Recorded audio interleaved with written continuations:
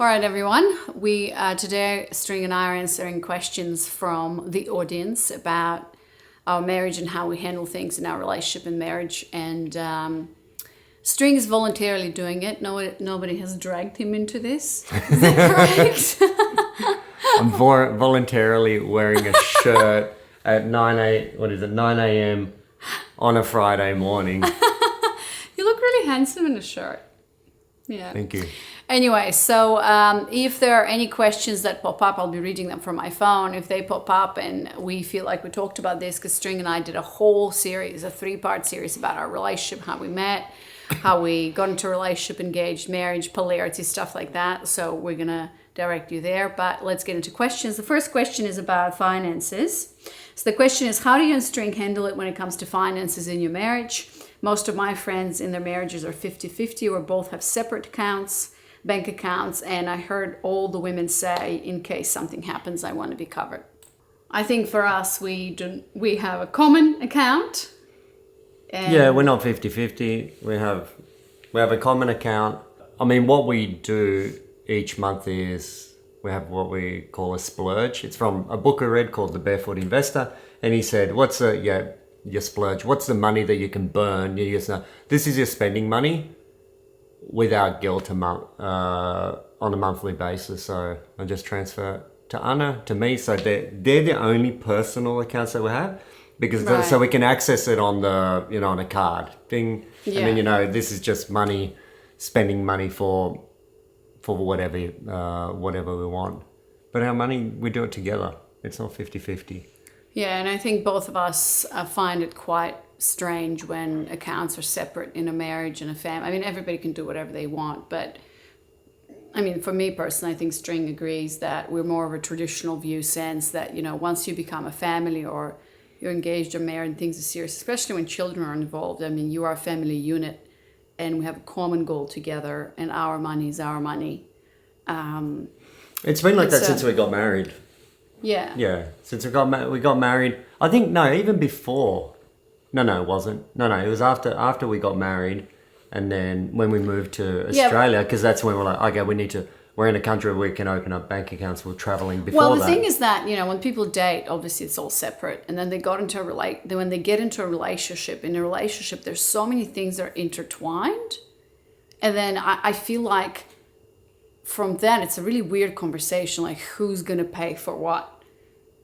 Like... Yeah, I Okay, don't you know pay how for it would this, work. I pay I for come from a this, it's family, really strange. mum and dad.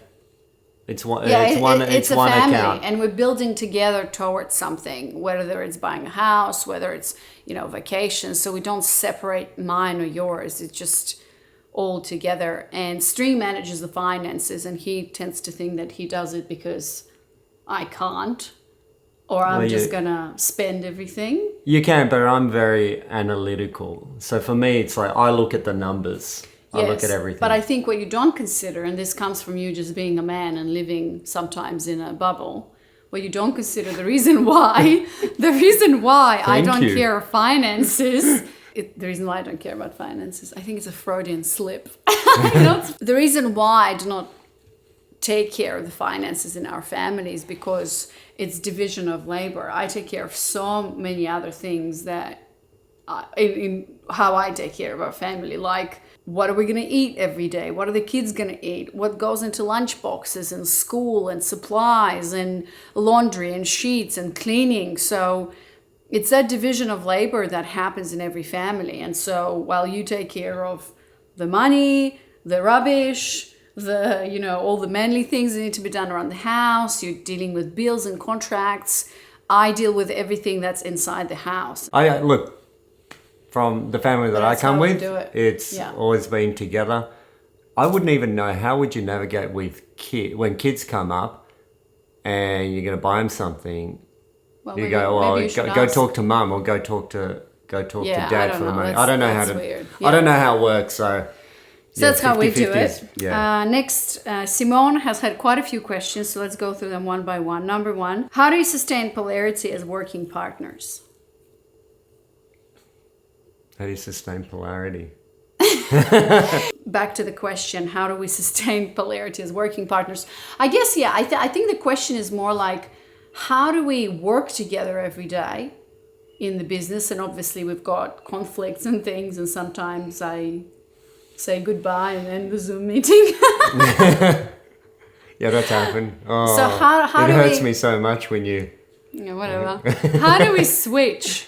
Like, how do you think we're able, because it's extremely challenging and actually people have not managed to do it well. How do you think, because we've been working in this, I think more than 3 years we're together as partners in Claimed. How do you think we are able to do this, but then switch into being romantic partners and lovers and have sex and attraction and, you know? I think kids help because when they're home, we can't really be arguing. So we're there for them. Yeah. And when then we they start talking make about us- work, they like start screaming. Yeah, they get bored out of they're out of their minds. So for us, it brings us back to reality, and like work is not the most important thing. And for me, that's harder than...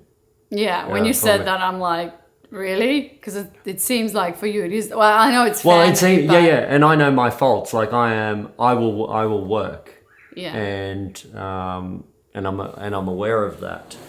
That's But pretty I much think my what we only do, fault. I think we have really good boundaries around work and family life and being together. Like on the weekends, we don't work. When we come home, we tend to switch. I think that you bring a lot of humor into daily interactions, so we keep it light. And we have a very collaborative kind of working relationship, I suppose, where it's not like I want this, you want that. It's just fluid. And I think what helps me also to switch is my obviously embodiment practice. And because I teach and I always think about this, I'm able to let go, relax, not be so head. I guess when you say, let's do this, I'm like, well, I might argue with you for a little bit, but then I just let go. So I think that's how we manage it. Anything I think you want to add? when I say let's do this, and then you don't like it, you argue it. We argue, and then you hear it from someone else, and then you realize it's a great idea. Don't you do the same thing? Yeah. I think you do it more than me. Actually, I do. I'm between us. I'm known as the dream crusher. Oh my Because God. Anna's so creative, and I always think, I need to bring it back down to reality, and then she feels like I'm crushing her dreams. All right, next question. How do you prioritize your relationship relative to your kids? Do you two come first, then the kids, or kids first? We're going to have different answers to this. Yeah, for me, it's kids first. Okay, for me, it's me first, us next, and then come the kids. And this is a philosophy that I teach all of my clients. And it's really, I think, a central piece to, I believe, to long-term happiness in a family, for a woman and the family. And I know, String, you might not agree with it, and we talked about this a lot. But I think because you've been conditioned and raised this way, that's how you think about it. It's like kids first, everything else the rest. Where for me, it's me first as the woman, as the wife, because when I'm not happy and fulfilled, nothing is working. And it's really sad to see that a lot of families work this way. The woman puts the kids first, and it's the husband, and she puts herself last. And because she does that, she expects a lot in return. She's not getting it. There's a lot of resentment. And you know these families where the woman is just constantly exhausted and in resentment, complaining about her husband, bitching about her kids, bitching about her life. And that's because she's just doing everything in reverse. So for me, in my philosophy with children, we've talked about this, that it's not that children come last. Well, in this hierarchy, yes, but they're just floating. Like, if I'm happy, we're happy. Right? Yeah. And if we're happy, they're happy. But that's the hierarchy. I think you're still For you. working around. Oh, but you don't see that? You don't agree with it, that we come first and then I do. them? No, I understand it theoretically. Yeah, if husband and wife are happy, it reflects onto the kids, and for them, they see mum and dad are happy. The whole environment is good. But then we talked about priorities. But my priority always goes to the kids. That's just it's not something like, for me, it's not that's control. true. It's like kids, then you. I think I'd put myself last because for me it's priority kids. But when you say happy priority, kids, happy dad, happy wife, happy life, and then I can have. But yeah, I think this is more of like from a man's perspective, from the protector provider type of energy. Yeah, I could see how that is for you. You know, kids, me, and I sometimes actually often have to divert you from, you know, when you buy presents for the girls, get something for the wife. Zoe is not the center of the universe. I am the center of the universe, of your universe. But I know it's hard because you're a father, you have little girls, like there's so much there. So we're still kind of working on that. But I think if I'm clear in my hierarchy of priorities, but of course, you know, if I'm like sitting in a massage or something and there's an emergency and our daughter is like in a hospital, of course I'm going to drop everything. I'm going to be like, me first, like that's dumb. Yeah. The kids are always a priority, obviously, because they need to eat, they need to be taken care of. But in terms of how I think about us, I know that if I first and foremost am fulfilled and happy, then I bring that into our relationship, that I know that I'm more attractive to you. When we play that polarity, you know, have great sex, we go on date nights, we really take care of us, then the kids just follow. You don't need to do anything special. That's it. Okay. All right, 3, talk about acclimating each other's families to your relationships. Did they get along initially with the relationship? Now? That's an easy question, I think. Yeah. Because for us, it was quite easy.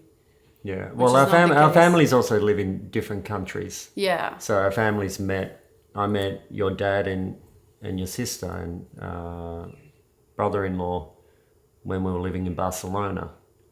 That was pretty chilled. Yeah. It was actually funny. I had to take my earrings out because her sister said I would suggest that String remove the earrings. At least until for the first meeting with Dad. Yeah. So we met at that restaurant, and I was like, okay, cool. But then after, he was cool. Yeah. Yeah, and I mean, your family, of course, immediately accepted me. But I think it was for us, it was easier also because we come from a similar culture. Although you are an Australian, you know, I come from Eastern Europe, but both of you were born in Serbia, I was born in Moldova. So having that shared culture and background was really helpful. Like my aunt said, thank God, like he's ours. And I know your family said she's ours. So it's the same, well, we're not religious, but it's the same cultural background, religious background. You know, it's, you know, when I sit at a table and there's people drinking Serbian rakia or dancing around, that is so familiar to me. And that's really helpful. While, for example, in my sister's family, it's a little bit different because her husband is Muslim, she's Christian. So there were a little bit of kind of clashes in that sense. So it was a little bit harder. But overall, I mean, your family is pretty cool. I mean, they're very chill, very welcoming. You know, I think it helped with the culture, religion. I'm not religious. Yeah, so we know. They were happy for me. They saw that I was happy, and they were happy for me. So yeah, for me too. So we didn't have any problems there. Okay, next question: has infidelity ever been something you needed to work through? How did you do it? It hasn't been something I had to work through. Yeah. Have you cheated on me? Maybe we need to work through it. Let's work through it now. What happened? Was it the postman? Oh my God! Yeah, ask me. Was it the Walmart man? Not Walmart. Is it no Woolies? Was it the Woolies man? No, we haven't had to work through it. No, I mean this is a very, I guess, sensitive and deep subject. We haven't had to work through, but it doesn't mean that we won't have to work through it in the future. You never know, you know. I'm a wanted man. But no, and I hope that we never have to. But I also know that life happens. Oh my God, I can't even imagine for us.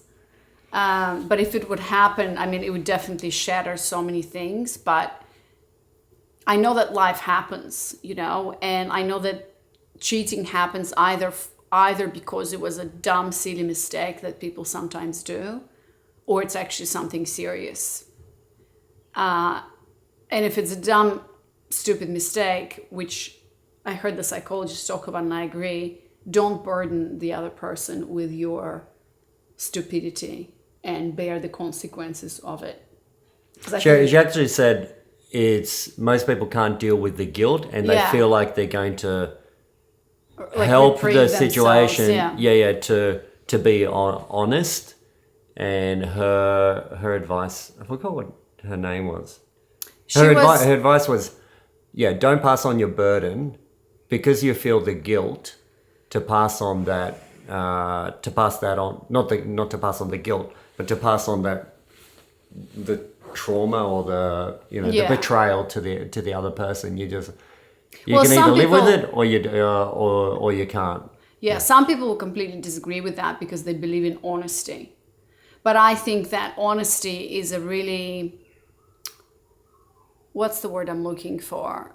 You know, because it's like you've got to be honest 100%. And I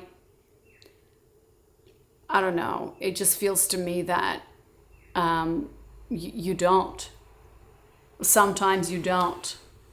In that scenario, you know, like in that scenario, I don't think I could live with the guilt. Like, well, you're gonna have to. So I'm telling you now. Yeah, I know. I'm just telling you now, and I've talked about this before in either scenarios, because what we have, and I think, well, not most, but what we have is so special, and we're married and we have a family, and so things can happen. I'm hoping that they will never happen, but they do happen.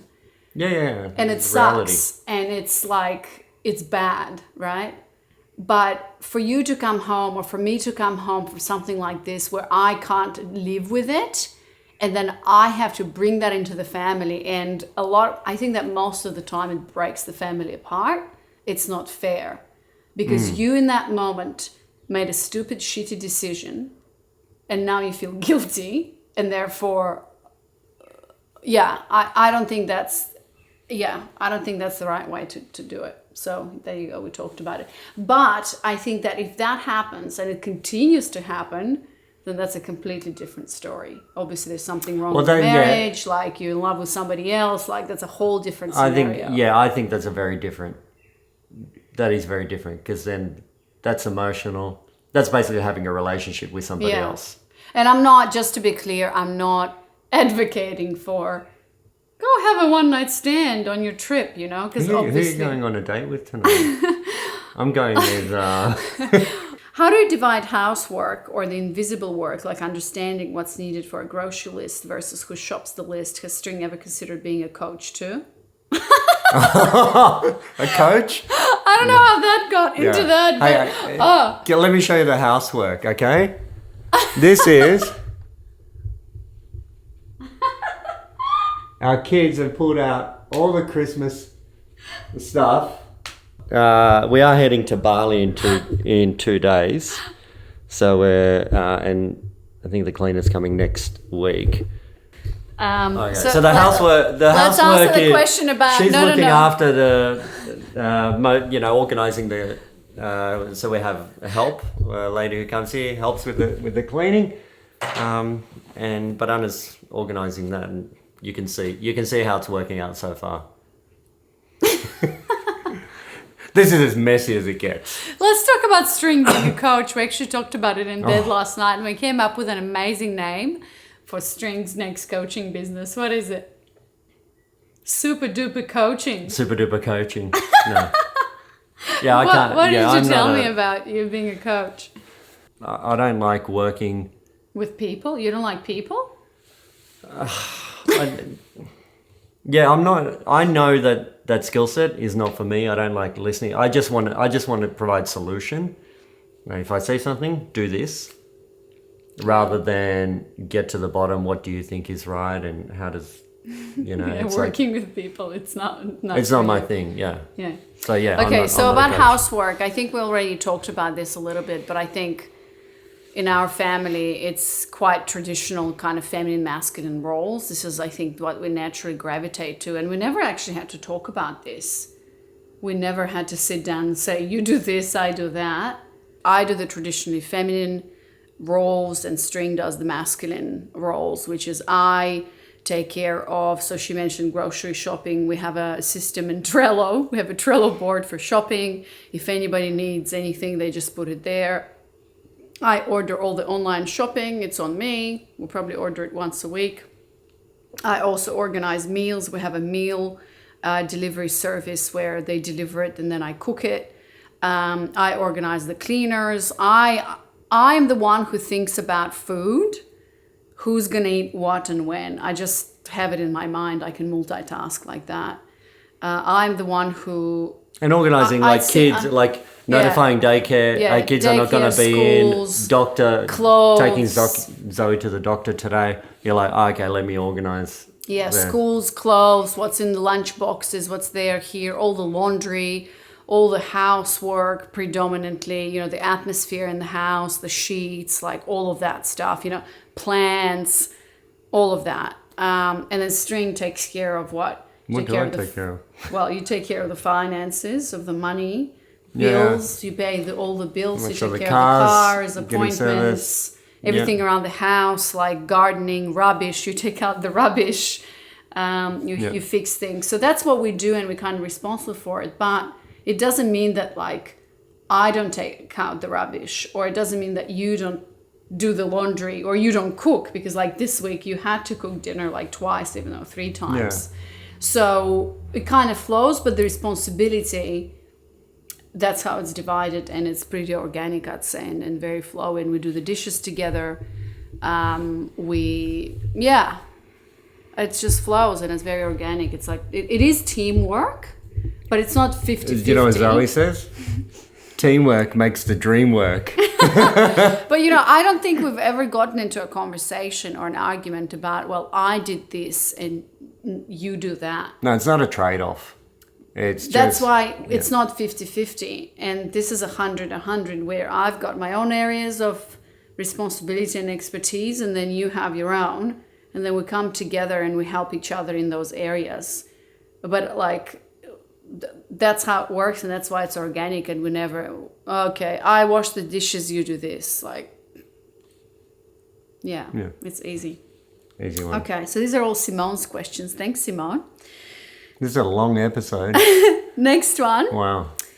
What do you do to continue keeping the spice and sexual polarity in the marriage? This is String.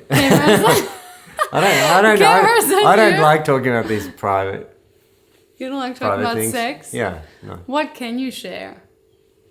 Respect your privacy, String. Well, I think it would be fair to say that sex is becoming better and better. Yeah, and I think we're more free, and I like when you dress up. I actually, what is it, sexy heels class? Yeah. So you're doing those classes, you're like, oh, let me show you this dance. I'm like, oh yeah. And that's... But what do you think? Okay, so we don't need to talk about details or specific, because it is private, although I think I can talk about it. Oh no, you talk about it, yeah. But I don't know what you talk about on your podcast. What do you think? So we've been together, we're going to celebrate 6 years of marriage next month, and we've been together we met about 7.5 years ago. And there's still attraction between us, which is sexual polarity. What do you think, what's the reason for that? Because, in many couples, it just dies. People stop having sex, people stop being attracted to each other. Well, what worked, I'll tell you what worked after kids, because that was the hardest hurdle after Zoe, was having Sunday fun day. Remember? Yeah, we actually had to schedule sex. Yeah, and then when we moved up here... Well, not sex, intimacy time. Yeah, and it was okay, on Sunday, this was when it was just Zoe. She's going to sleep at this time. We've got nothing else on. It's Bedroom time. yeah, candles, bedroom music.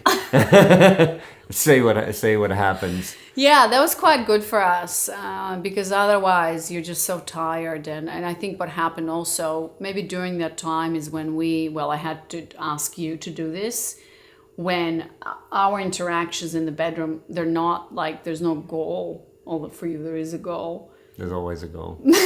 But for me, it's like, okay, can we use this time and not expect or even have a goal of sex, orgasm, whatever. So I think we just started doing that, and it was just our time to be, intimate, to be together, to have a moment of intimacy. When we go away, we're in a different headspace. We're away from work. We're enjoying ourselves, and I think naturally we're in a better space. And I think when we're generally happy, Anything when you we're think happy, that I do to keep the attraction going? Like, why are you still attracted to me? because I think you're sexy. Why do you think? I think you're sexy. Why is that? I don't think. Okay, why? I just feel it. I like it when you have your hair, as I said, down the center. There with the little wave is also really cool. Little wave. Yeah, as soon as there's a little wave in your hair when you do your hair, yeah. Down the center, Stream likes yeah. this look. Down the center, there's something that I like more. Yeah, I think it just makes me look younger.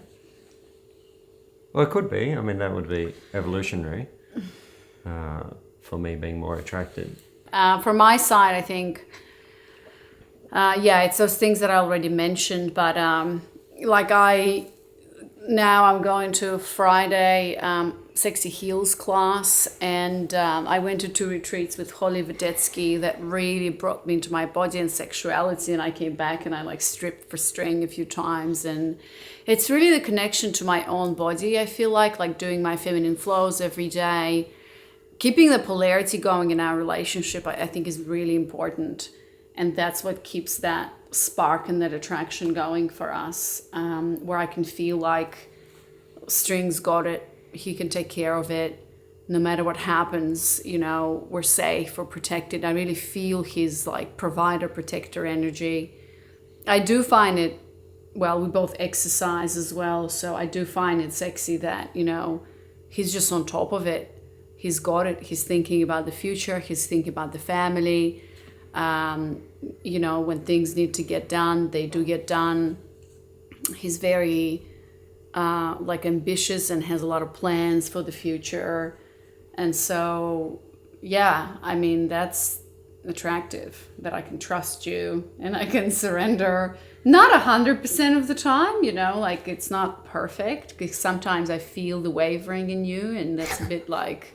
You feel the guy, the man? Because that's how men work. What?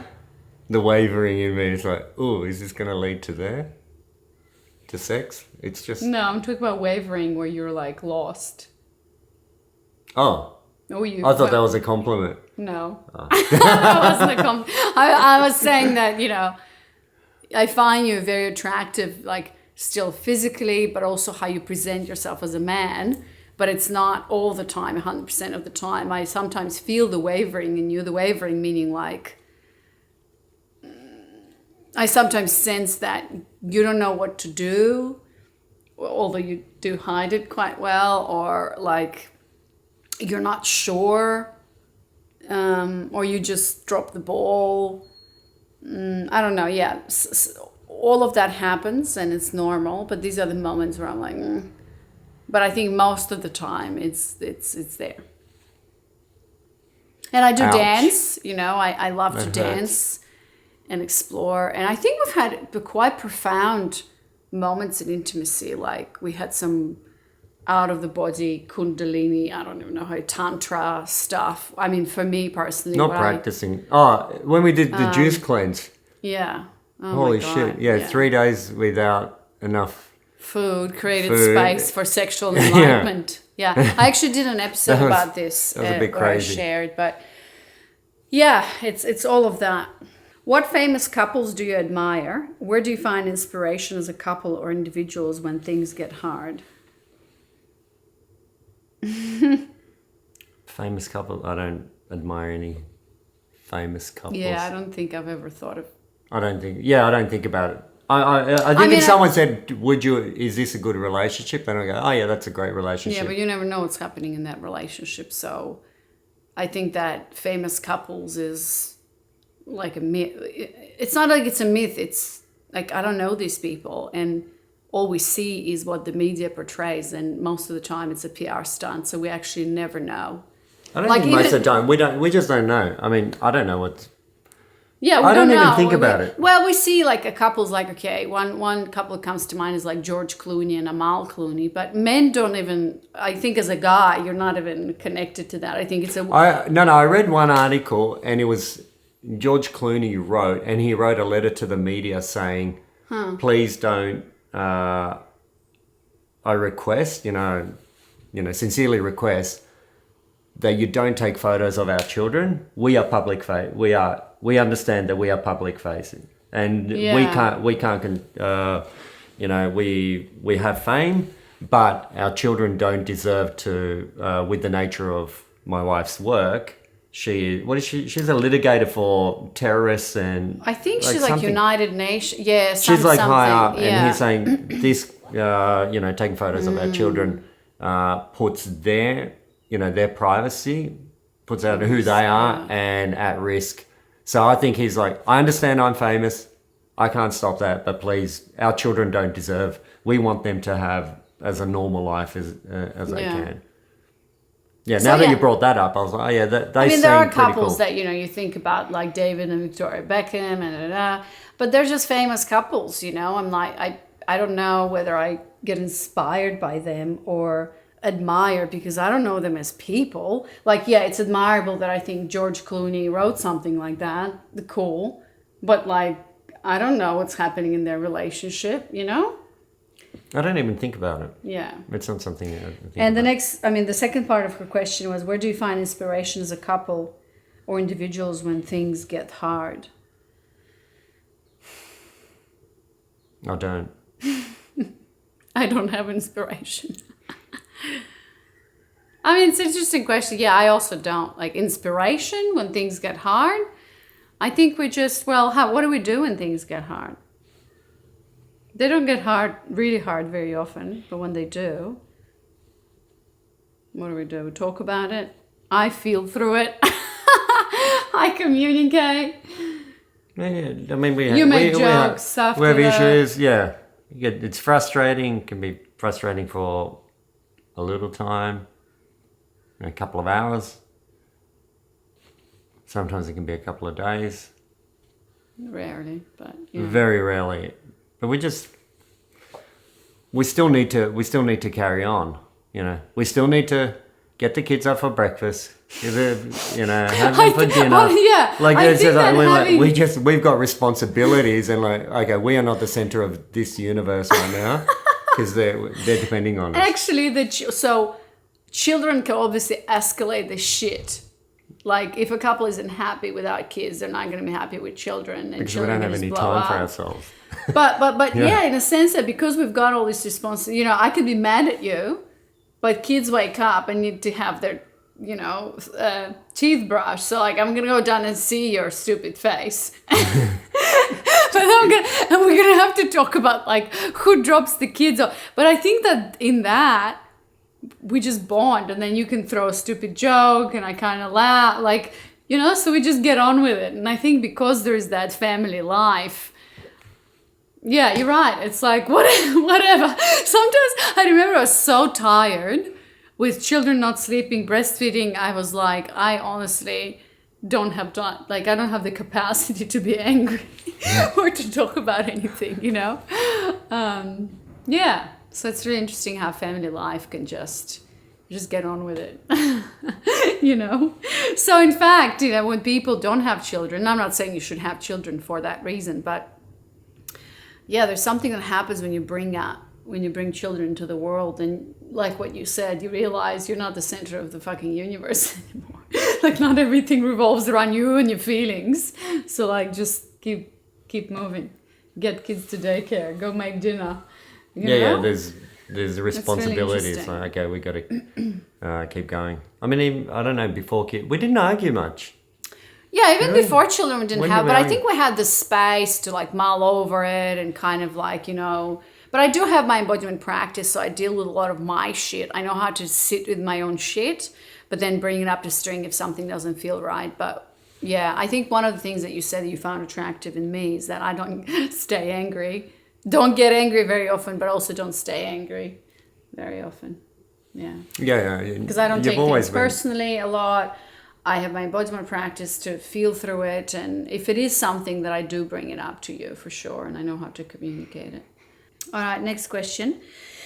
Do you have any advice for couples where the man is 15 to 20 years older than the woman? He's 50s, 60s, and she's 40s. What are some of the common challenges and how do we navigate them? And she said, I'm asking from me, I'm 43 and the man is 59. So what is it, 16 years difference. My parents are pretty negative about such a large age gap. On the other hand, the guy I dated before was 7 years younger than me. I remember you mentioned your age gap with String in a recent call. Got excited to hear your perspective. Large age gaps in either direction still tend to be frowned upon by a lot of people. They're not frowned upon by my mates. I think even by your parents, yeah. I mean, to be honest with you, so String is 14 years older than me. I'm 34, therefore you're 48. Mm-hmm. So our gap, so when I'm going to be 43, you're going to be 57. So a very similar age gap. So I know from your side, obviously, everybody's like, But from my side, I remember my dad actually, he was my dad is was a very emotionally distant guy. And he was like, whatever, we were not very close. But my auntie, when for the first time she heard how much older you were, she like freaked out and flipped out. And she actually tried to and she hasn't met you. Yeah. Before. She just heard about how old were you and she literally like flipped out and advised me to not go there. Because there are disadvantages, she told me, all right, and then she met you and she really fell in love with you and stuff, but she's told me before that, all right, it's all great and nice until he's gonna turn 65 and things stop working. And you'll be changing my undies. Yeah, changing diapers and whatnot. Like, I don't think about it now. And I think because I'm 34, I'm thinking, and I know men die younger. So there's quite a few, there's advantages to being with a man who's so much older. Like, I find you very attractive. They're usually much more mature. They have much more wealth, which is like, let's talk about it. That's also attractive. They know who they are, stuff like that. But then on the flip side, men die younger.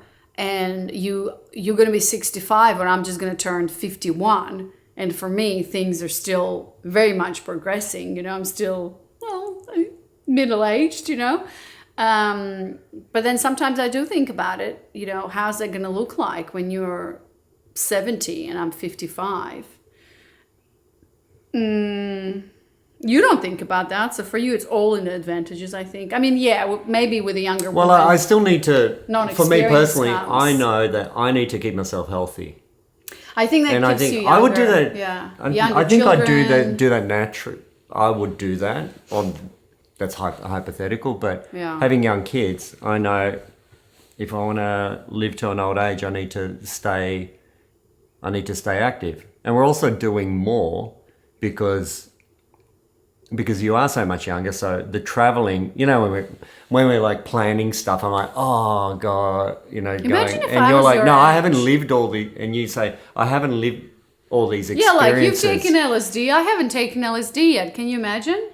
Like, what? I want to go to Burning Man. I haven't been to Burning Man. Yeah. Maybe we can go to Burning Man and do LSD. So I think that's together. what keeps you like just energetic and younger. And of course the young children really keep you younger. But I think about it sometimes, but then I imagine, we've got at least 20, 25 years together ahead of us. And I know that, if you're going to pass before me, which there's a high chance, but it's still so way ahead, and it's going to be tragic and stuff. But what we have is so awesome. So I'm here for it for another, 5, 10. I mean, you never know, right? But, and, those who frown upon it, I don't know. I think that's something like, what would you tell to this woman who says, my family frowns upon it? I think it's normally, if the woman is younger, it's probably her side of the family who frowns upon it. They're just going to have to live with it. I mean, really, it's your life. What? And I think in do? time, like I know that in my situation with String, the more my aunt, for example, got to know him as a person, and so how happy I am with him and how good he is of a man, then all of that just vanished. Besides the fact that she's told me, all right, everything's great, but in 20 years we'll talk again. So that's it. Speaking of death, when I die, I want that song played. I'll show you here. It's got by Alice in Chains, one of the greatest bands of all time. Rain When I Die. Oh, don't talk about that. All right, moving on. Have you ever done long distance in your relationship? Do you have different communication preferences and styles? How do you navigate differences in communication? How do you divvy up household? Oh, we talked about this already. Have we ever done long distance? I think we have early on, so between Colombia and Mexico, but that was 3 weeks. No, but then we did like a month or two when I was in Bulgaria. And a half. Yeah. And then when we saw each other, that's when you proposed. So that's how we deal with long distance. Long distance leads to a lot of commitment. Leads to marriage for us. Why did that happen? The communication method is a lot of voice messages. WhatsApp. Yeah, and I think like yesterday was too much. I'm like, why can't we just talk about this on the phone? Because we kept voice messaging each other with things. But voice messages are mostly around work, I think. Now, no, but we're talking about during, I think this was before long distance dating or relationships. Oh, no, I think that the communication preferences, styles, and differences is a separate question to the long distance. So in general, do we have different communication preferences, frequency of check-ins, styles? How do you navigate differences? So I think she's talking about like, do I prefer more communication or less communication? How does that all work? I think that an observation, you have always been from the beginning very consistent and very present in your communication. So I've never sent you a message to which you did not reply. Yeah. Either right away or like within an hour or two. You're extremely communicative and you're always on.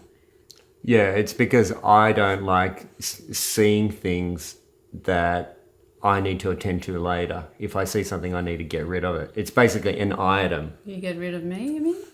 No, but if I see a message coming in, I'm like, oh, now I need to attend to it. So I better not check it. And if I check it, I have to reply to it as soon as possible. Otherwise, so inbox zero is permeating. Yeah, I think your communication style actually is very... Have you ever ghosted a woman? Have you ever just not responded or kind of like replied, I don't know, a week later or something? Has it evolved as you became older, you think? I don't remember. I mean, yeah, I have deliberately held back sending a message, but that was all part of... A plan? A plan, yeah. That's in the dating, don't reply. Don't, like, if she sends a message, that's in the dating. But no. I think, honestly, like, obviously, we're still getting to know each other. I don't know if you know about attachment. You keep moving to the side. What's happening? No. Yeah, this is... I'm pushing you. This is where our relationship is at right now. Okay, all right. The more I know String, I think, and by the way, I haven't read The Attached. You know about attachment styles? So basically there's this, and I haven't even read it, but from what I know, because I think it's just going to influence my work and get into my head, but there was some research done, and I'm not going to probably say it right. Many women have more knowledge about it than me, but they have studied attachment styles of different children and how they interacted with parents as growing up, and then they categorize into a few categories where it's like a secure attachment is someone that can communicate in relationships, who's open, who stays in conflict, resolves, and it's a secure attachment style. There's no dependency. And then there's like anxious attachment style, where you're constantly anxious, needing for them to communicate with you, waiting for messages because parents were not present. And then there's like avoidance style. So the more I get to know you, and the more I get to know actually your family, I think, and maybe you've worked through that, because I know you've done work on yourself. You went to Tony Robbins and you've read books and things. So you've done quite a bit of personal development. So I don't know whether it was from the beginning like that, or it's because you've done also the work. But I think that you present as a very secure attachment person. And I think because I've healed my shit as well, there's his alarm, we meet each other in very healthy ways. And like, if you don't reply to me, which you haven't done, by the way, but if you don't reply to me within an hour, I like, don't freak out. I know you're busy, and it's okay. I never take it personally. But you also have always been there. You've never given me a reason to think of anything or whatever. But I think based on our relationship, I think it's different. Healthy. I mean, look, we're married. We're in a relationship. If you don't get to my message, I'm like, oh, okay, must be busy. It's not as if I'm not going to feel hurt, because we're going to see each other ultimately at the end of the day anyway. So if we've got something. Yeah, well, now we're together, so it's a bit of a different. But I guess even in marriages, people experience challenges in that communication. So, anyways, all right, this is it for part one. I think we're going to do another part because we have still a little bit of questions to go. Hopefully you enjoyed it. Let us know in the comments what resonated. Any last words? Nope. I got to go to a meeting. Bye. Bye.